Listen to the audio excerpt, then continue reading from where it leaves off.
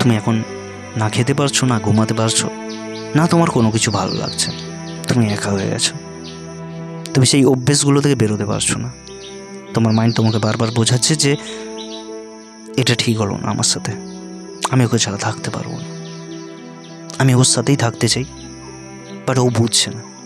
ওকে আমি কি করে বোঝাবো আমার সাথে থেকে যাও, আমি তোমার প্রতি ডিপেন্ডেবল হয়ে পড়েছি, আমাকে ছেড়ে যেও না। বাট একবার নিজেকে কোশ্চেন করে দেখো, তুমি কি এমন একটা ভালোবাসার মানুষ পাওয়ার যোগ্য যে ভালোবাসার কদর করতে জানে না? যে কদর করতে জানে সে ছাড়ে না, যেমন তুমি। যে কদর করতে জানে না সে ছেড়ে দেয়, যেমন ও। তোমার সামনে পড়ে আছে সত্যিটা, কিন্তু তুমি সত্যিটা দেখতে চাও না, তুমি মিথ্যের পথেই হাঁটতে চাও। আর এটা হচ্ছে তোমার মাইন্ডের দিক থেকে। তোমার মাইন্ড তোমাকে ভুলভাল বোঝাচ্ছে, আর তার জন্য তোমার মাইন্ডকে তোমার কন্ট্রোল করা উচিত। আর সেজন্য তোমাকে মেডিটেশন করতে হবে, গডের কাছে স্যারেন্ডার করতে হবে, নিজের মধ্যে ভক্তিকে আনতে হবে, প্রে করতে হবে। তাহলে কী হবে, তোমার মাইন্ড ক্লাম হবে। আর যখন তোমার মাইন্ড ক্লাম হবে তখন তুমি রিয়ালিটি দেখতে পাবে, বুঝতে পারবে যে আমি একজন বেঈমানের জন্য নিজেকে যন্ত্রণা দিচ্ছি, একদম ঠিক করছি না। আমার বাবা মা আমাকে ছোটোবেলা থেকে বড় করেছে, আমার একটা কেরিয়ার আছে, আমার পড়াশোনা আছে, আমি সেগুলো করি। এভাবেই আমি নিজেকে বুঝিয়েছিলাম, এভাবেই আজকে তুমি যে জায়গায় আছো সেই জায়গায় একদিন আমিও ছিলাম। তাই তোমাকে এভাবে আমি বোঝাচ্ছি পোলাইটলি, কারণ আমি চাই না যে তুমি ওই মাইন্ডের জালটা জড়িয়ে থাকো। বেরিয়ে আসো, নিজেকে বের করো, তুমি পারবে। যদি আমি পারি তাহলে তুমি কেন পারবে না? কোশ্চেন করো নিজেকে। আমি তো একজন সাধারণ মানুষ, বিশাল নেম ফ্রেম সাবস্ক্রাইবার কিছু নেই আমার পাশে, বাট আমার কাছে আমি আছি, তোমার কাছে তুমিই আছো। তোমার কাছে সবচেয়ে বড় পাওয়ার যদি কেউ থাকে তাহলে সেটা উপরওয়ালা, আর তুমি নিচে। আর বিশ্বাস করো, উপরওয়ালা আছে। আজ থেকে 2 বছর আগে আমি নিজেকে শেষ করে দিতাম, বাট আজকে আমি তোমাকে বোঝাচ্ছি, একবার বুঝে গেলে তুমি আলাদা জীবনের মজা পাবে। তাই কারোর জন্য নিজের জীবন শেষ করো না। আমি ভালো করেই জানি তুমি কি কি যন্ত্রণা ফেস করছো, তোমার জীবনটা বরবাদ হয়ে গেছে, এটা তোমার মনে হচ্ছে, কিন্তু সত্যি নয়। তোমার মাইন্ড তোমাকে বুঝিয়ে দিচ্ছে যে সব কিছু শেষ, কিন্তু নো, কোনো কিছুই শেষ নয়। ধ্বংস হয়েছে, সৃষ্টি হবে। শুধু তোমাকে উঠে দাঁড়াতে হবে, নিজের জন্য ফাইট করতে হবে। একবার তো নিজেকে কোশ্চেন করো যে তুমি কি এগুলো ডিজার্ভ করো। অ্যান্সার আসবে ভেতর থেকে, না, 100% না আসবে, আসবেই। আর সেটা কে বলছে? তোমার অন্তরাত্মা। তোমার অন্তরাত্মা জানে যে তুমি এগুলো ডিজার্ভ করো না, এবং তুমি খুব ভালো করে জানো যে এই মুহূর্তে তোমার কী কী করা উচিত।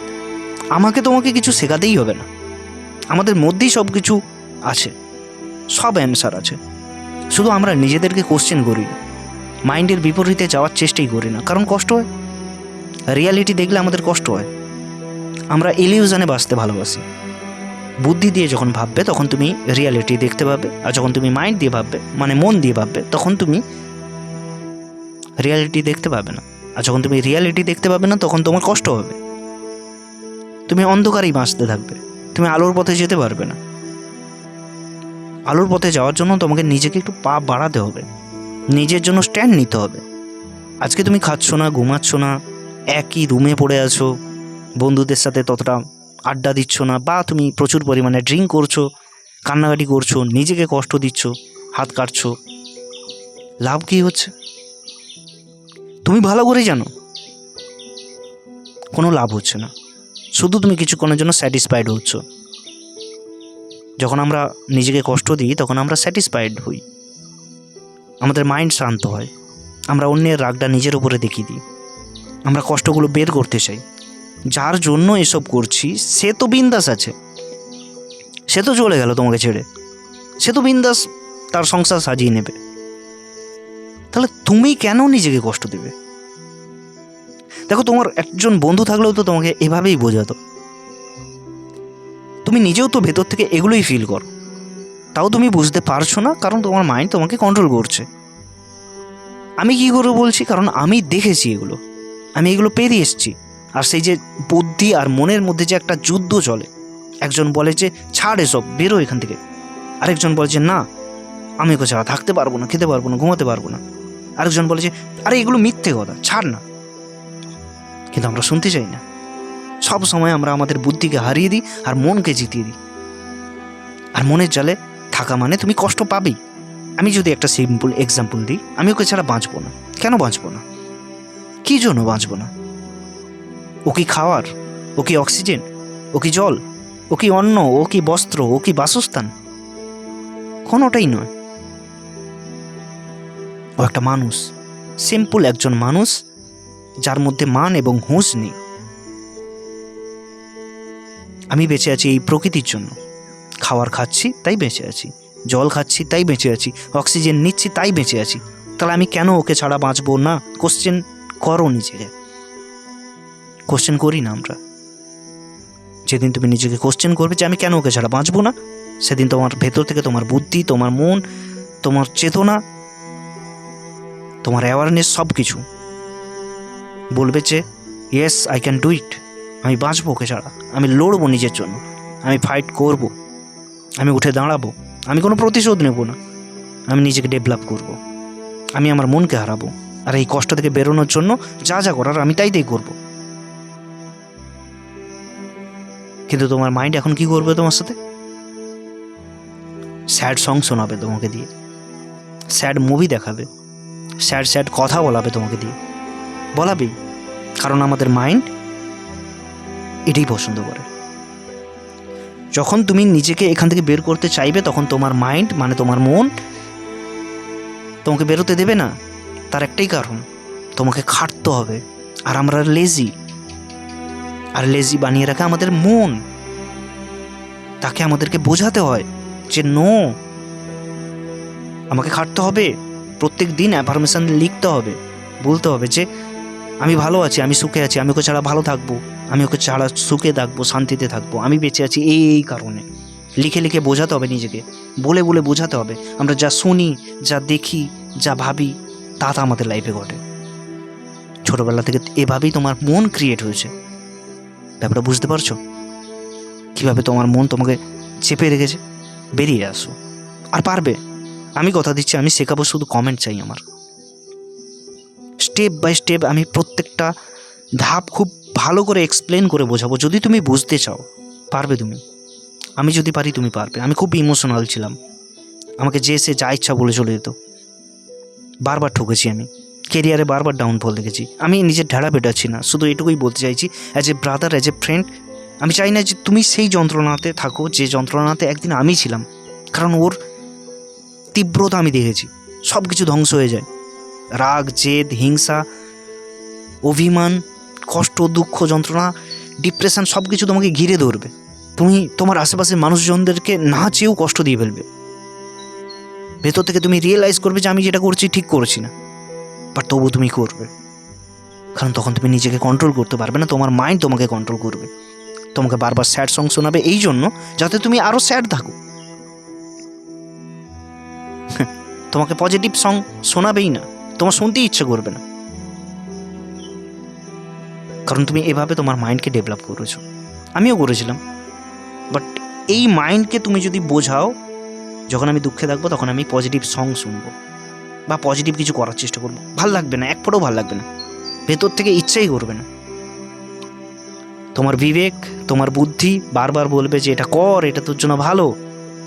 ইনফ্যাক্ট এই মুহূর্তেও আমার কথাগুলো তোমার ভেতরে অবধি পৌঁছাচ্ছে, তুমি ভেতর থেকে জানো। তোমার বিবেক বুদ্ধি বলছে হ্যাঁ হ্যাঁ ঠিক বলছে, কিন্তু তোমার মন কিছুক্ষণ পরেই তোমাকে বোঝানো শুরু করবে ছাড় ওসব, এটা স্যাড সং চালা, একটু গেম খেলে নে, একটু আড্ডা মার, বা একা হয়ে যা, ওকে ছাড়া বাঁচবো না, থাকতে পারবো না, খেতে পারবো না। দেখো আমি ট্রোল করছি না, আমাদের মাইন্ড এভাবে খেলে আমাদের সাথে। তোমাকে বারবার বলবে শেষ করে দে নিজেকে, কষ্ট দে নিজেকে, কারোর মাধ্যমে ওর সাথে যোগাযোগ কর, ওকে বোঝানোর ট্রাই কর, বুঝবে, ও বুঝবে, অবশ্যই বুঝবে। আর কোন বেসিসে করছে তোমার মাইন্ড? পাস্টের বেসিসে। যে পাস্টে যখনই ও রেগে যেত তুমি বোঝাতে, ও বুঝে যেত, তোমার মাইন্ড মনে রেখেছে যে ওটা করলে বুঝি ও চলে আসবে। বাট তা হবে না। সময় আর সিচুয়েশান অনুসারে মানুষের মেন্টালিটি চেঞ্জ হয়, তাই তোমাকেও সময় আর সিচুয়েশান অনুসারে তোমার মেন্টালিটি চেঞ্জ করতে হবে। সেদিনকার যে মানুষটা তোমার দু একটা কথাতে বুঝে যেত, আজকে সেই মানুষটা তেমন নেই, সময় বইতেই আছে আর সিচুয়েশান চেঞ্জ হয়ে আছে। সো সে আজকে সেভাবে বোঝালে বুঝবে না। তুমি যদি তাকে বারবার কন্ট্যাক্ট করার চেষ্টা করো, মেসেজ করো, তাকে বোঝানোর চেষ্টা করো, সে আরও ফ্রাস্ট্রেটেড হবে এবং তোমার উপরে রেগে যাবে। আমি যদি একটা এক্সাম্পল দিয়ে তোমাকে বোঝাই, যখন তুমি কারো কাছ থেকে দূরে যেতে চাও, তোমার কারো কথা পছন্দ হয় না, আর সেই মানুষটা যদি জোর জবরদস্তি তোমাকে কিছু বোঝাতে আসে, তোমার ভাল লাগে? লাগে না, তোমার অসহ্য লাগে, তুমি সেখান থেকে বেরিয়ে যেতে চাও। তুমি তাকে হয় রাগ দেখাতে চাও, না নয়তো ভেতর থেকে তুমি গোমড়াতে থাকো, আরে যা না রে ভাই, আমার তোর কথা ভাল লাগছে না। ঠিক একই জিনিস তোমার উল্টো দিকের মানুষটার ক্ষেত্রে হবে। উল্টে তুমি নিজেকে না ফেলনা বানিয়ে ফেলবে, ও তোমাকে বারবার রিজেক্ট করবে, বারবার তোমাকে কষ্ট দেবে, আর তুমি নিজেকে ফেলনা বানাবে, তোমার ভেতর থেকে যন্ত্রণা হবে ভবিষ্যতে গিয়ে, আমি কেন বারবার রিকোয়েস্ট করলাম ওই মানুষটাকে, যে মানুষটা আমার ভ্যালুই করলো না। ইনফ্যাক্ট আজও হয় যে কেন ও বুঝছে না, এসব কিছু হতে পারে। তাই এই সব কিছু থেকে বেরোতে হলে তোমাকে ডিসিশান নিতেই হবে। অন্যের জন্য নিজেকে শেষ করে কোনো লাভ নেই, নিজের জন্য নিজেকে বিল্ড করো। ভগবান আমাকে এই জীবনটা দিয়েছে, আমি বাঁচবো, আমার মা বাবা আছে, আমি তাদের দায়িত্ব ছেড়ে পালাতে পারি না, এরকম করে বোঝাও। এখানে কোনো কিছু পার্মানেন্ট নয়, কিছু আসবে কিছু যাবে, আর প্রত্যেকটা জিনিস তোমাকে শেখাবে। ভালো কিছু এলে তোমাকে ভালো কিছু শেখাবে, খারাপ কিছু এলে খারাপ কিছু শেখাবে। যত তুমি শিখে নেবে তত তোমার লেসন কমপ্লিট হবে, নতুন কিছু শেখার সুযোগ পাবে। এটা স্পিরিচুয়ালিটির কথা। ভবিষ্যতে আমি স্পিরিচুয়ালিটির কথা তোমাদেরকে বোঝাবো। তো ততক্ষণ অবধি নিজেকে বোঝাও, নিজের মাইন্ডকে হারানোর চেষ্টা করো, তার জন্য মেডিটেশন করো, প্রে করো, গডের কাছে স্যারেন্ডার করে দাও, প্রত্যেক দিন পুজো করো। তুমি যে ধর্মে হও, তুমি যেরকম করে প্রে করো সেভাবেই করো, যাকে তুমি বিশ্বাস করো।